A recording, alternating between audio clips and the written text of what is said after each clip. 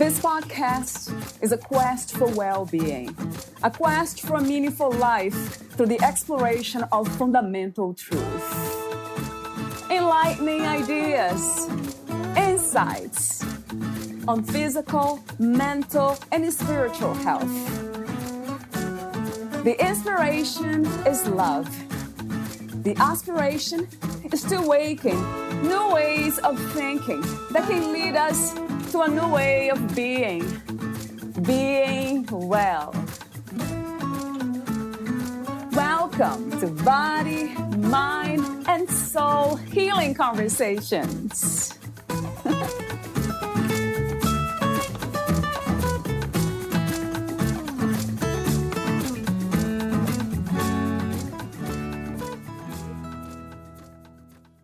I believe one of the bravest things we can do is take the first step to tell our story. I also believe that therapy can and should have a place in our everyday lives. Valeria interviews Krystle McGrady. She has been a therapist in the South Florida region for about 5 years now. She is concurrently working full-time as a medical social worker within a skilled nursing facility. She specializes in working with those who have trauma experiences in and out of the medical field, and those who may be having transitions within their family systems. She works with the practice Buena Vida Wellness to provide walk and talk services with clients. She utilizes ACT, CBT, solution-focused and motivational interviewing when supporting the clients and residents she serves. She has also recently been exploring the use of tarot, a new passion in her personal life, and is really enjoying how the two are becoming intertwined. In her free time, she loves to take dog walks with her fiancé, catch up with her book club, and explore her local community. Meet Krystle at buenavidafl.com/Krystle-McGrady-LCSW. Here's the interview with Krystle McGrady.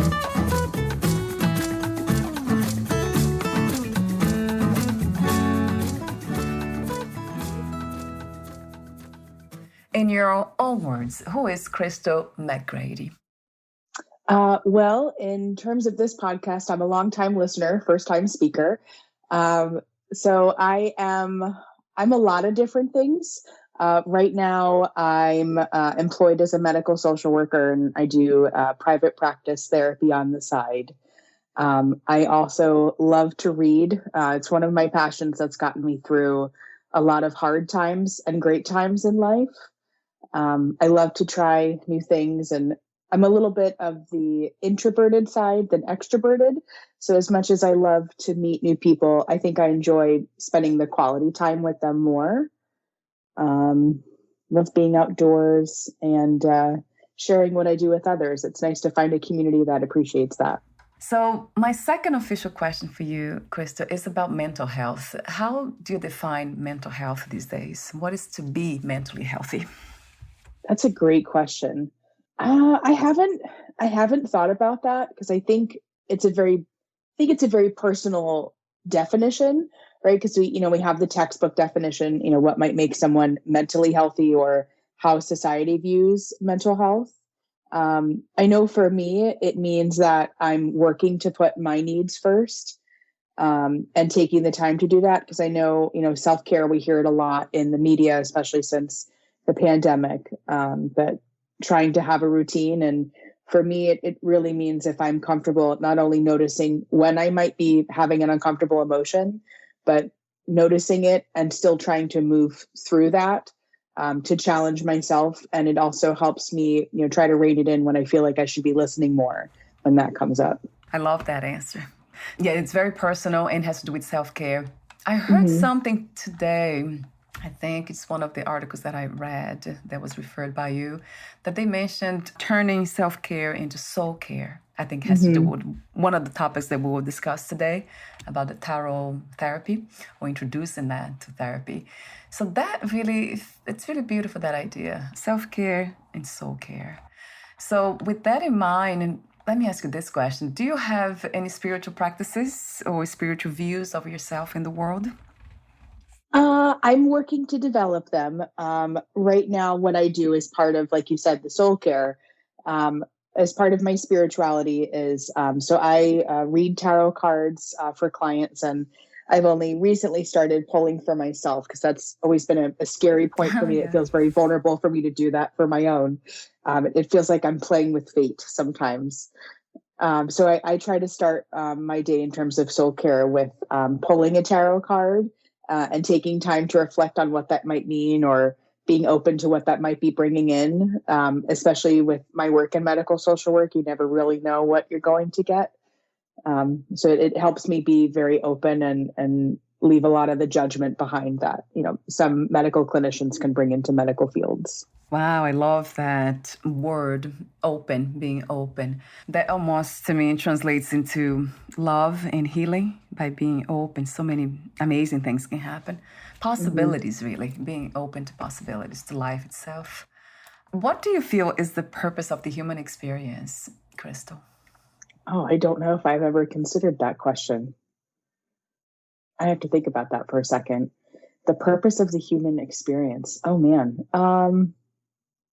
I think I hope it's to, have love and joy for each other and not just to, leave buildings and have history. I'd like to hope that, it's about being connectedness, I hope is the purpose.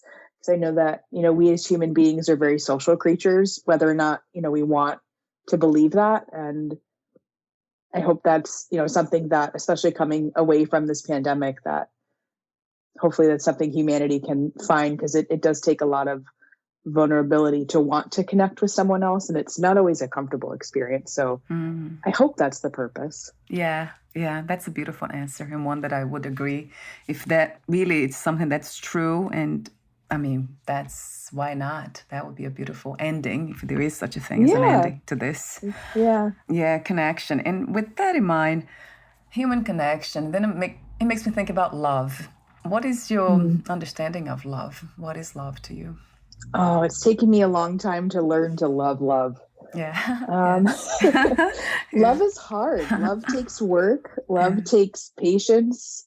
I know there's that phrase, love is patient, love is kind. And I remember hearing that at a wedding, and it never made sense to me. Yes. Because it's a feeling, right? It's not always a thing we can touch. It's taken me a long time. I'm in a long-term relationship myself, so I'm still learning to love love. Yeah, I never heard it that way. Learning to love, right? Because it's not easy, you're right. It seems like it's the work of healing, isn't it, Krystle? In the end, that might be it. The more we heal, the more we can love. The softer we become, the easier it becomes to be soft and peaceful. I think you're right. Right? Yeah, I think you're right. I never thought of it that way, because it does take a lot of, lessening or softening to really be able to heal and then to have love. Another question, speaking of healing, what is the goal of emotional healing, and what are the obstacles to it? It probably depends on the person you're talking to, right? Because emotional healing is different for all of us. For some of us, it might be to move from being just in survival mode into more of a thriver, or someone who's comfortable in their surroundings.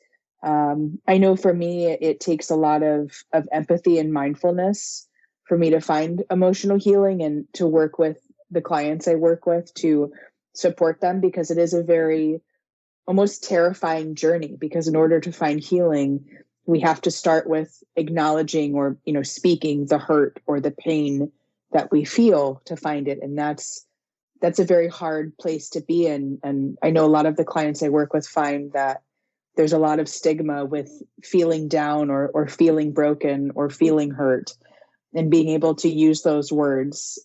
It can be a daunting challenge. That's true. It's the stigma of not being happy all the time. Yeah. Or even talking about death. I notice a lot of people don't like that. I notice with my family members, no one wants to talk about death or pain. Of course, it's perceived as negative. Let's not be reminded of all those things. But it's important, isn't it, in healing, the process of healing, to be. But it's not even a reminder. It's the work of almost like rephrasing or recreating that experience through the light of healing, which means seeing in a different way. Would you define healing, the process of healing, in such a way, Krystle? was something different? I think I like that definition.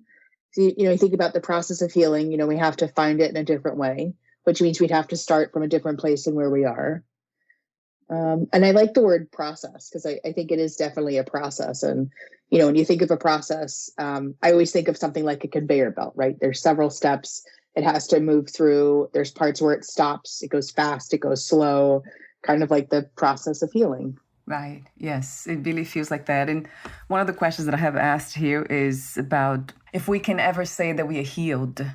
Is that something that, from your experience, that can happen? Be completely healed from trauma, from childhood trauma, in my case, abuse? Mm-hmm. It still haunts me. Not a lot of times these days, so much better. It's almost not here anymore. From time to time, I have dreams and I can see some of my responses to people's behavior that reminds me of the past, my mother and my father. So does it ever go away? That's my question. I don't know if I have that answer. I'd like to hope it does. Like we like to hope that, trauma, we don't go through horrible things to have a learning experience from it. But I'd like to think we can be healed, but I wonder if it's more of healing, like you said, it comes and goes, it pops up as reminders. I don't know if we can ever be fully healed because especially with psychological trauma, for people that go through that, we don't always have a way to go back to the person or the thing that caused the trauma and have full closure or full justice, so to speak, with what we've experienced. And it feels like that's, what we want in order to silence it. Because I've learned working with trauma that trauma is a fickle beast. It's very tricky and it presents very differently in everyone. And it leaves a different mark or a different leftover with each person it touches. And one of the things that I noticed with one family member, that the traumas that he went through, his behavior was very negative. Like he was always expecting the worst to happen. Mm-hmm. And I didn't know where that was coming from. It was really annoying to me a lot of times because everything seemed so nice, so good. Like, oh, isn't it wonderful to just rejoice and be happy about what's happening? But he would always say, oh, this won't last. I know something will go wrong. And then I think I interviewed somebody here and he said, somebody said, trauma makes us see the world differently in a sense of always expecting negative things to happen. It's almost not trusting life itself. Is that something that, and that might be a good time to talk about the imposter syndrome that I was not aware of. I think I heard before, but I didn't know that had to do with trust. We talked briefly off record today, and you mentioned self-trust.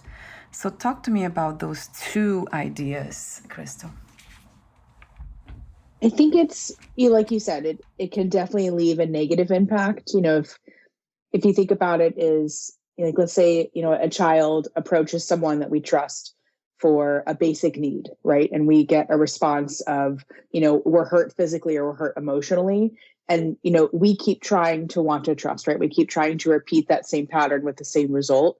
It can definitely lead, the brain to going, well, even if I do it 8 different ways, I will still have the same negative result.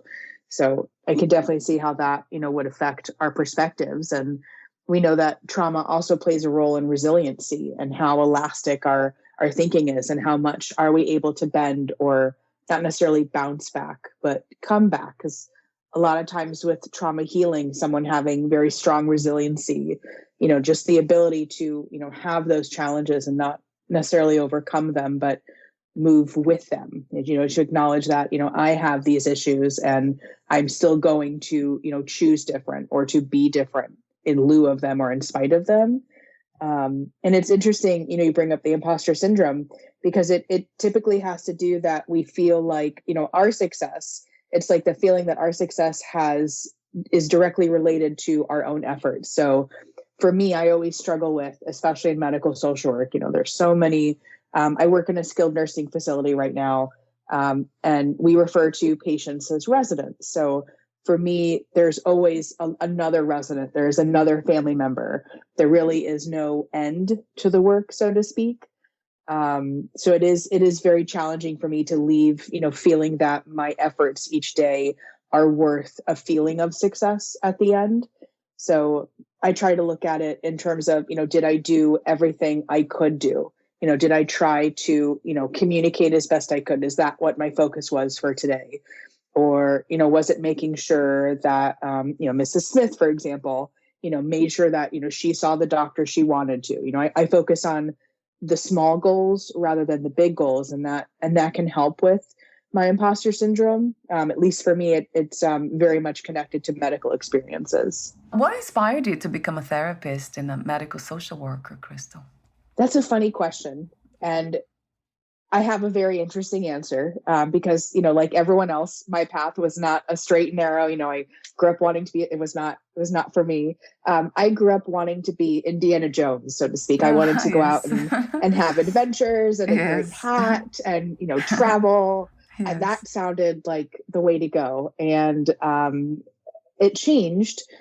So when I was 16, on my 16th birthday, oddly enough, I was diagnosed with a type of blood cancer called Hodgkin's lymphoma. So it led to me needing several rounds of chemo and radiation. So this would have been sophomore year of high school, which was a big challenge for me because the school I went to required you to be there in and participating with an art. So you were there for vocals or singing, or you were there for acting, and I was there for dancing, which you have to be physically present and healthy to do. So it was definitely a huge resiliency test in terms of, how can we do this and still be healthy? So it was not an easy process, to say the least.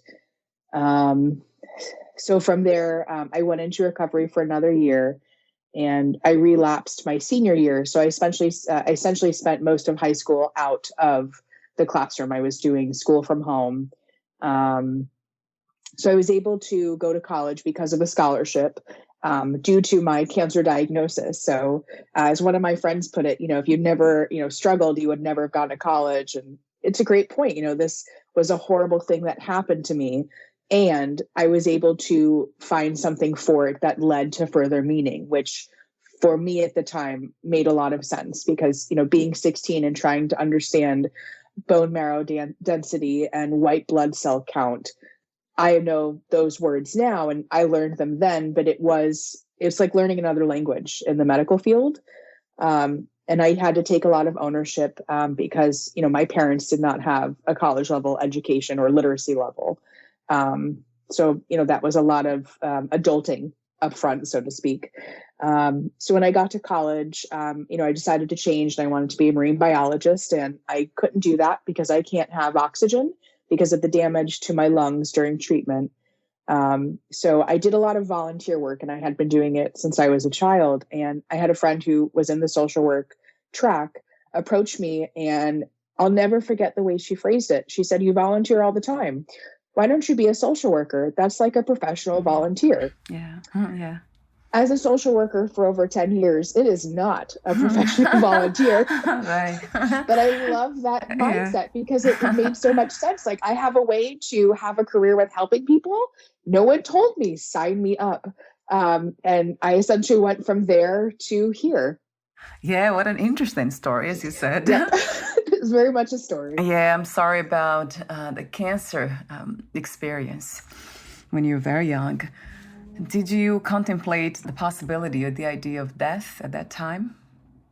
Oh, I very much so did. So it was, so death was brought to me in terms of numbers, right as I was diagnosed, which, turning, 16, I was thinking about, like maybe having a sweet 16. And, it's funny you say that because we were actually, the day before my birthday, I'd gone to the doctor's office for a mass on my neck, which, for months I thought was a muscle because I dance and dancers have weird muscles. Yeah. And, I showed my parents the week before and, immediately they were like, nope, we need to get this checked.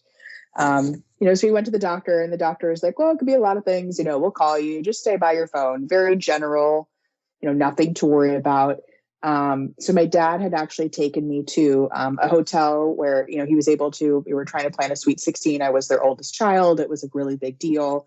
And we were sitting there and he got the phone call and it was really hard for him to be able to say what was being said. So I was past the phone and it was the same doctor who then said, it's a matter of life or death. You have to get to the hospital. So immediately we go from celebrating life to throwing the word death in, which doesn't really make sense. And it was maybe the word is touch and go for a while there. And I remember the next day, so after surgery, I had to change hospitals because not every hospital offers the same treatment. So the doctors at the larger one were phenomenal. And they sat me down because, insurance has to cover the treatment you get. And the more likely you are to survive with a cancer diagnosis, the more likely you are for your insurance to cover your treatment, which I learned as an adult working in that field. As the patient, I didn't. And I was told my initial survival rate was about a 75% chance, which to me sounded pretty good because it wasn't 50-50. Like the, popular movie, it wasn't 50-50. And then the second time around when I relapsed, my survival went down to about 35%. And we, had to advocate with insurance and do all of that. So we were very much so contemplating, morality, mortality, what does this look like? How do we decide? Do we talk about this? Is it something we share because, the patient's not an adult where we can have an adult conversation? The patient is a teen, and it's a very different, a very emotional conversation, especially with family. Is that something that it's common in a sense of talking about death with patients that could actually die? And with that in mind also, I want to bring the topic of one of the articles that you made aware to me. It reads, Canada has legalized medical assistance in dying. I never heard of this before, MAID. So I would love to hear from you. What is your perspective in, assisting somebody to die? That is, sounds like it's not a euthanasia, is it? Chris, it's different, right? From that? It's not. It's so different. So I worked briefly with children who faced cancer diagnoses and their family, which was very much a part of me healing, and also a part of me proving something to myself. And, being able to step into that role, it was a conversation we did have with families about, talking about planning for end of life, which, looked about, planning a funeral. If you have other children, how do we care for them? What do holidays look like? And it's a very different conversation with the adult residents we have, because in a nursing facility, some residents may come in for a short period of time and then return home or transfer elsewhere. And others, this is their home because they may not have family to care for them or be able to hire help at home. And this is where they need to be in order to get the care they need, not only to be healthy, but to hopefully be happy. So, for a lot of the residents I work with now, death is very much a topic of conversation. We even do quarterly screeners for depression signs and symptoms. And one of the questions is thoughts about hurting yourself or wanting to be dead. And very much so, a lot of our residents in their 90s, they report feeling tired. They've been in this body for a long time. My bones are sore. There's a lot of tiredness with that. And I think being in a facility and seeing others who are ill or may share their same healthcare setting brings it up a lot. So we do often, have conversations with family about end of life planning, or hospice. And unfortunately in Florida, patient or doctor assisted suicide is not legal. So it's not an option for our residents, but I know in some other states it is. And I hear that often, from residents, how do I do that? How can I get there? What can I do? So we do often then transition to a hospice or a palliative care conversation. Is that something that you are in agreement with, or are you in between? Yeah, I'd love to hear your input.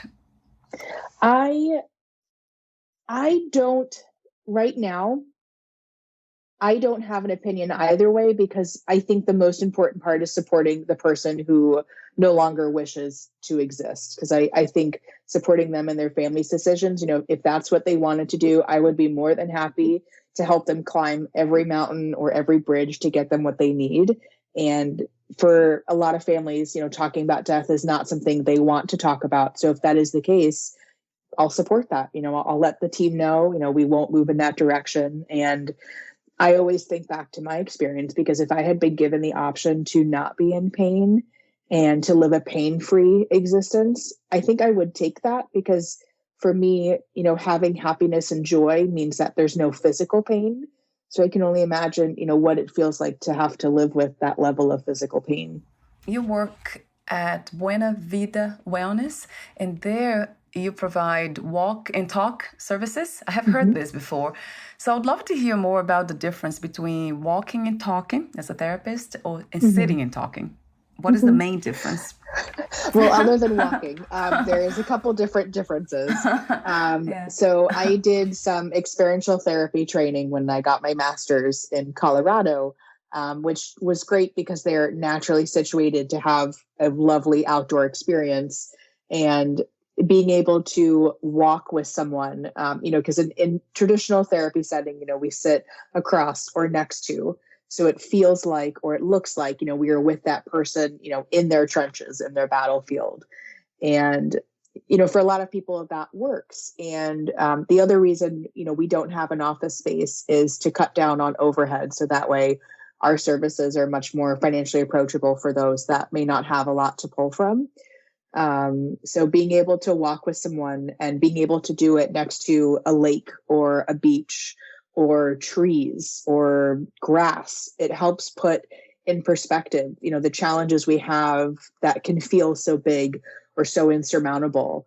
I had a client this week feel that she was struggling so much with her partners, and being able to sit and look at the beach, she was able to reach her insights without the therapist necessarily having to guide her. So, being able to actually walk with the client, through their journey, it seems to be very powerful. And we also know that, when there's physical activity, the parts of the brain that have been damaged or that are linked to emotions or to healing, they react differently, and there can actually be greater possibility for healing, or for healing to be continued.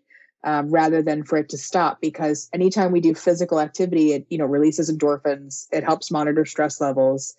And, for someone with a trauma background or PTSD diagnosis, being able to be physical or physically active, even just walking to a bench and walking back to our cars at the end of the session can be really meaningful. So I love the idea. Is this something that's new, Krystle, this approach, or it's actually not new and I have not heard about it? I just heard it recently. I think it might be growing in some therapy circles. From what I know, the practice Buena Vida Wellness is one of at least the only ones I know of in Palm Beach County that offers it. But with experiential therapy, it started in the 80s, and I'm forgetting the name of the group that would take teens outdoors. And granted, it started as a horrible experience where, we would take teens who had challenges into the woods of Michigan in the winter and expect them to survive. That's not really therapeutic at all, but I can see where we got to that at that time in history. So it has evolved. So I think that's the place it started from, because, being able to conquer something like whitewater rafting or hiking a trail, it can lead to that self-gratification. So, someone like me that struggles with imposter syndrome, if something that I struggle with is something that I can overcome and do it with others who can bear witness to, facing that challenge, that can lead to, greater ownership and acceptance of one's abilities. I can see that too. Self-trust, right? Yeah. That sounds good and not so good at the same time. Yep. Putting ourselves in that situation. I know a lot of people have fun with roller coasters. They go up. I can never see myself doing that. It seems like putting myself in a position to suffer. It's almost like asking for suffering. But some people have fun with that. So we are so different, aren't we? Human beings, so unique. Gosh, I'll talk to you forever. I want to talk about the tarot therapy. But before that, I want to say that I love the article about the lessons. It reads, a social worker's perspective, what lessons does the pandemic offer us? So there are a list of the lessons that have been learned. So from your perspective, Krystle, what have you learned personally and as a social worker? What were the main insights and lessons learned? I think for me, it was very much learning how to be on your own, because when the pandemic happened, rather than, providing therapy with people, it changed to what felt like providing therapy to people over telehealth. So I had to be very comfortable, being in one place and not being able to move or have that freedom. So I realized I took flexibility for granted. And I didn't realize that until I lost it. So for me, especially as a social worker, being able to be flexible and being able to, move through the challenge, especially in the medical field, it's daunting because with so many people on COVID isolations or in an ICU or on a ventilator, it feels like it just does not stop. It feels like there's no end in sight. And it led to a lot of burnout, all across the medical field and social work as well. So the idea with flexibility, letting yourself know when it is time, to leave the work at work and when it is time to come back. Because burnout is a huge challenge and not being able to escape that. And then seeing it, everywhere, it's on the radio, it's on the news. We talk about it at home. Our families might have it. It really felt like there was no escape. So that flexibility was definitely, at least for me, it wasn't something I thought I would ever take for granted. And I'm really happy with it. And I hope, my flexibility has increased because that and being patient with people, because, in the medical field, the doctor, the nurse, the medical practitioners look to as the expert, and we are not on their level. The family member doesn't know the same thing that an endocrinologist or a neurologist does. So being able to have patience for them to, have their own learning and then make their own conclusion as well, is definitely something I've learned as a social worker. You made me think about Sarah K. Smolins is one of my guests. We have done a lot of work together, and that's exactly what she talks about on and on and on. She writes about, and she's an advocate for prevention of burnout. That's the main topic, and you remind me of her now. And she talks on and on and on about self-care and just turning the attention to ourselves as well. It's so crucial. And then she goes deeper into it, of course, with even addressing our own social workers, addressing their own traumas and taking care of themselves emotionally too, physically, emotionally, in every way. And the lessons, I love the flexibility. One of the lessons that in that article they mentioned is to live with gratitude. That caught my attention. So let's talk about the role of tarot and therapy. What is tarot for those who don't know? And how did you discover this integration, the possibility to integrate tarot and therapy? So tarot, in a very basic definition form, it's referring to tarot cards. It's usually spelled Tarot, so it sounds like tarot, which, I think you can pronounce it whatever way you want. We probably know, what we're all talking about. But it usually has to do with the cards, that have the pictures, an image or a symbol, and they can be used to, or they're commonly thought, to use to predict the future. So for me, I have Jewish Romanian heritage. So I've learned that, a part of my family actually used to do that before transitioning through Europe and coming to America. So I learned about doing it within therapy because I was always curious about it. I'd had a deck of cards when I was younger, and I kind of play with them. I'd look at them. I liked the pictures. I didn't really understand, as a teen or young adult, what exactly this meant. I just thought it, was such a great part of, my heritage I didn't know about. And I had a supervisor that was explaining to me, all these different things that you can do in therapy that can have meaning to people. And I remember sitting there going, wait a minute, I can use these to help others. And she's, of course, because it's a talking piece. It's not always appropriate for everyone, but, for those that are open to it, because, it can definitely conflict with some ideas of organized religion.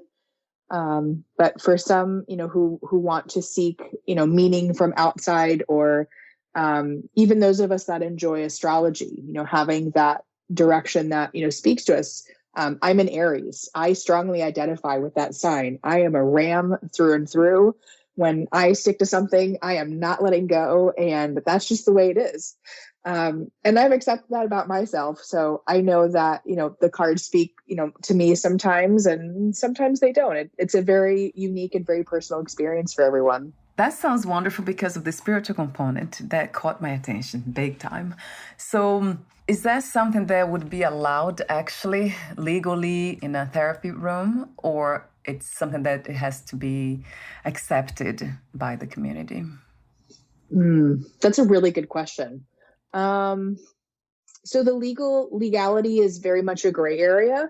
My understanding is, and when I use it with clients, we have completely separate consents for it because it is not psychotherapy. It is not meant for everyone, someone that might have, obsessive or compulsive tendencies or, struggle with a personality disorder. It is not appropriate with them, because, we are then making connections or creating a bond that is inappropriate in the therapy space. So if I do use it with someone, we generally have, a couple sessions ahead of time where we're discussing it and talking about their why.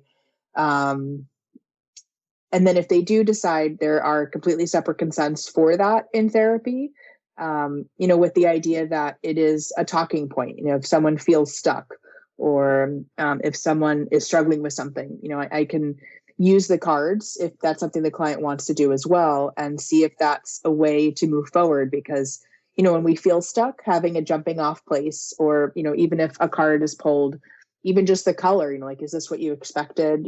What was this experience like for you? And talking from that perspective can help them, find their insight or find, what they were looking for. I love the symbols. Symbols, they speak so powerfully to us, almost at the subconscious level, or some would say at the soul level. Like in your case, just being attracted to tarot cards without knowing your ancestry. It amazes me how the body carries all these imprints from the past. And it seems like we are talking, and everything that we do, it's actually coming from that heritage, from that background, but we are not aware of it. Yeah, I think you're right there. It's so interesting. There's a connection there because I know I didn't expect that. And my first connection with them, spiritually in my early 20s, I had a tea leaf reading done in New Orleans, in all places. And it was such an odd experience for me because it was not what I expected. And yet it was the most amazing thing, because having someone I don't know reflect things that make sense about me can feel like therapy. So it helped me understand, now that I use it, why it can be so helpful for those that want to. There's something else that caught my attention, that article. I'm going to read the part that I have here. I'd never heard it this way before. I think it was about an experience that somebody had with time.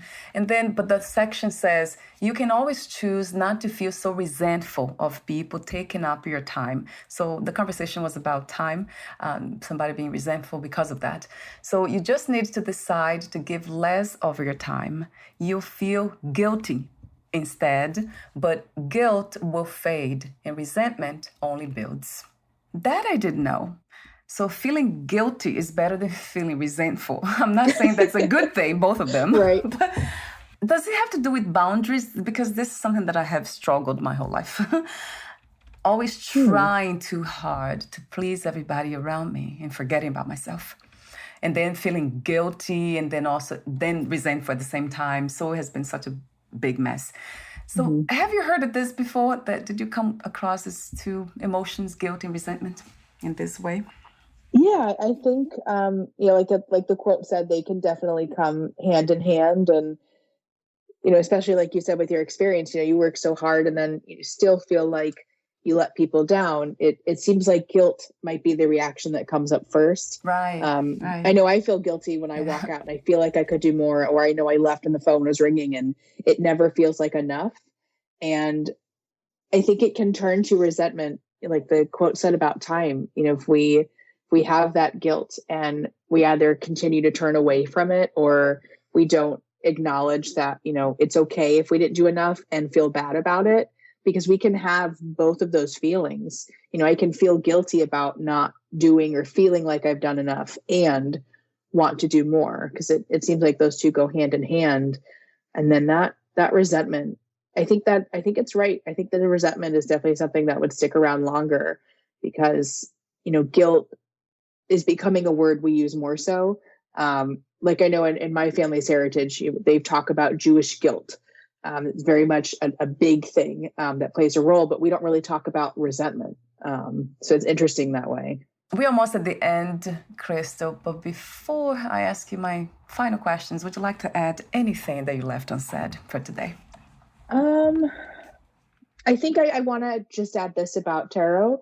If you are, feeling curious, not curious, angry, whatever it is about it, I always suggest, trying it. Maybe you pick up something because they're becoming much more mainstream in bookstores, or we know crystal shops and tarot tend to coexist. So I always suggest, seeking out the truth for yourself, because a lot of times our decisions are informed by things that, we don't always know are ours or not.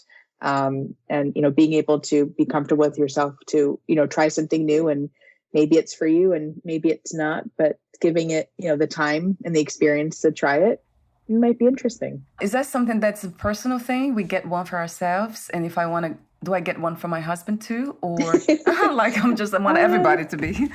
I know, that's a good question. Yeah, for me, so I'm very personal with my cards. So if I pull cards, sometimes people ask me to go to events and pull. So I do a lot of cleansing and so much like cleaning of the cards. And I'm also very particular. There's one deck that I ask others not to touch. Because I want to keep, the energies. I want to try to control the energies it comes into contact with, because for me, it feels like a deck that holds a lot of power. And then there's others that they're more oracle cards, are a little easier to be open to interpretation. Like it might, give an image of a full moon and then more words at the bottom as to what that might mean, versus a traditional set where you might pull a 3 of aces. And it leads the person getting the cards pulled to be able to join in on the conversation with an oracle deck. So everyone's different. I had a tarot reader pull my cards, and he had said that his partner made him a special box. So each compartment held the deck of cards together. I don't think there's a right or wrong answer. I think if you found one and maybe, you think your husband might like it and you want to share it, or if you think, they might be more attracted to a different deck, yeah, I think it's a good thing to explore. It kind of resonates to me, having your personal set of cards and keeping them in certain places. And another question is about, do we do any preparation in the sense of a prayer or meditation before pulling any cards, or we just do it? That's a good question. You can. I think every practitioner approaches it differently. I haven't asked a lot of people that pull cards. It's typically what it's called when you do the reading, the pull cards. Right. Yeah. I haven't asked a lot of people. I know for me, so I do a lot of mindfulness in my own space. So for me taking a breath, clearing my headspace, that way I can be open to receive what is coming in from the other person. For me, that's helpful. Some people like a prayer. Each deck can come with a guidebook, and some of them will suggest saying a few words or a specific set or a prayer before beginning or ending with the cards. So I think it's more about that ritual and that routine for everyone that makes it so personal. And that made me think about you being a psychic or having those intuitive abilities, and that's also, it might be the case. I think we all do, all of us human beings, but some people, they have this, it's a call for them. And it feels like in your case, it's a call. That's the feeling that I'm getting here, if I'm using my intuition. If that's the case, that you have that call. That's very wonderful to know. So in a healing, being a healer and intuitive, of course, they go hand in hand. That's beautiful. Thank you so much, Krystle, for your presence. Thank you. What is freedom to you? Or what is another word for freedom? I haven't thought about that. But as soon as you said that, it took me back to a conversation I had with someone where we were talking about what you wanted to do in life. And it was a group of us, and everyone was saying different career roles. And right before I spoke, the girl before me said, I want to be happy. It's not about money. It's not about where I live. I just want to be happy. So I think freedom for me has to do with happiness or joy, and being able to have that in the work that I do or the days that I have. Yeah. I think that's freedom to me. Yes, beautifully said. Yes, I hear wisdom there, because that's one of our humanities. That's, if you think everyone, that's what we are looking for. Happiness, isn't it? We're all trying to get there and stay there forever. Yeah. So freedom, it's freedom, happiness, they go together. And my last question is, what is one experience you wish everyone to have before they lose the body, before they die? Oh, that is a great question. Oh, goodness. Okay, I'm going to answer this twofold. The first one I'm going to say, because it's an entirely personal experience, is skydiving. It is terrifying. It is not for everyone. And it is such an amazing way to see Earth.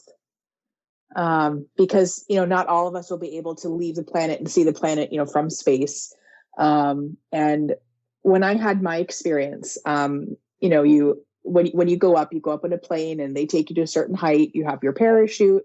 I was attached to someone because I'm not an expert at all. And they have you rock, they have you sit with your legs dangling out of the plane to start. So that's just kicks in the fear right there. And I remember trying to be so calm and I'm going to look calm. I'm not going to show fear. I'm going to be okay.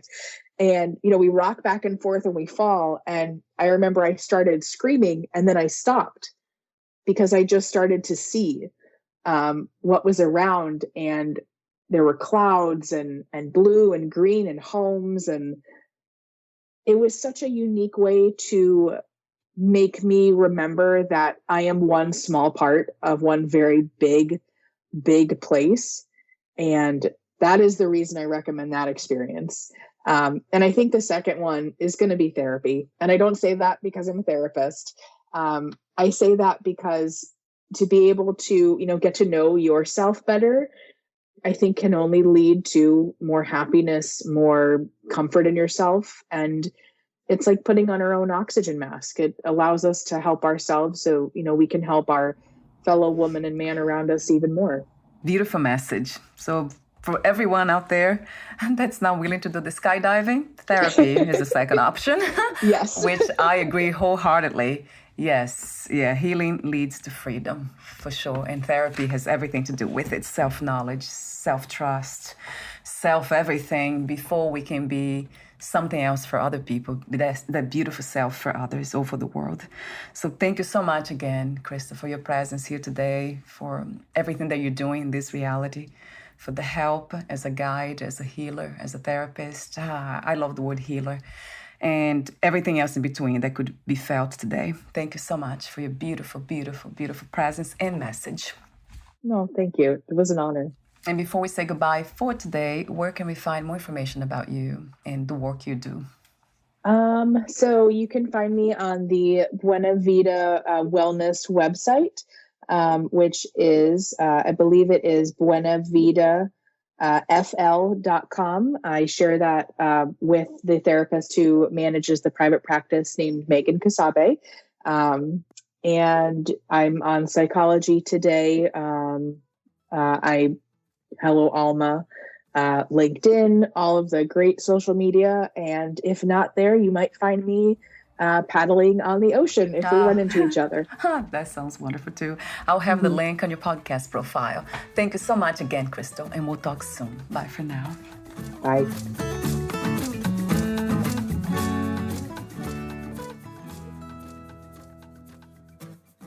Thank you for listening. To learn more about Krystle McGrady and her work, please visit buenavidafl.com/Krystle-McGrady-LCSW.